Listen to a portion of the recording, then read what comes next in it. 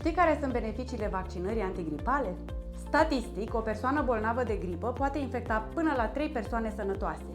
Vaccinarea antigripală este cea mai eficientă metodă de prevenire a gripei și a complicațiilor ei. Vaccinurile antigripale sunt sigure și eficiente, fiind utilizate de peste 60 de ani. Sunt Ioana Sandu, farmacist în cadrul Professional Pharmaline și vă voi spune care sunt beneficiile vaccinării antigripale.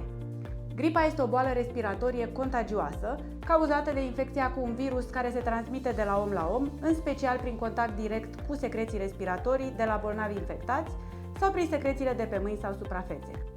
Principalele simptome ale gripei sunt febră ridicată, adesea peste 38 de grade, frisoane și transpirații, dureri musculare și articulare severe. Cel mai des întâlnite complicații ale gripei sunt pneumonia, o complicație care uneori poate duce la deces, exacerbarea astmului bronșic, otită medie, miocardita și encefalita. Persoanele cu vârsta peste 65 de ani, femeile însărcinate, copiii sub 5 ani, persoanele de orice vârstă care suferă de afecțiuni medicale cronice, sunt grupuri cu risc mai ridicat de complicații. De aceea este important să cunoaștem beneficiile vaccinării antigripale, prevenirea îmbolnăvirii, diminuarea severității și scurtarea duratei bolii, dar și protecția indirectă pe care o oferă celor din jur. Persoanele vaccinate devin mai puțin susceptibile la răspândirea virusului, contribuind astfel la protejarea celor care nu se pot vaccina din motive medicale.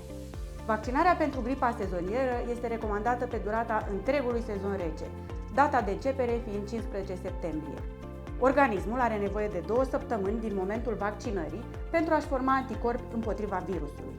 Vaccinurile antigripale inactivate sunt cele mai comune tipuri de vaccinuri împotriva gripei și, în general, sunt bine tolerate. Totuși, ca orice vaccin, pot exista reacții adverse, de obicei ușoare și de scurtă durată. Iată care sunt cele mai frecvente reacții adverse asociate cu vaccinurile antigripale inactivate. Durere, roșeață sau umflătură la locul injectării. Acesta este cel mai comun efect secundar și de obicei este ușor și dispare în câteva zile. Febră ușoară, oboseală, dureri musculare sau articulare, dureri de cap, reacții alergice ușoare.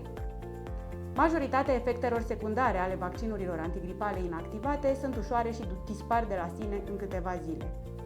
În cazul apariției unor reacții severe sau alergice, este recomandat să se contacteze un medic imediat.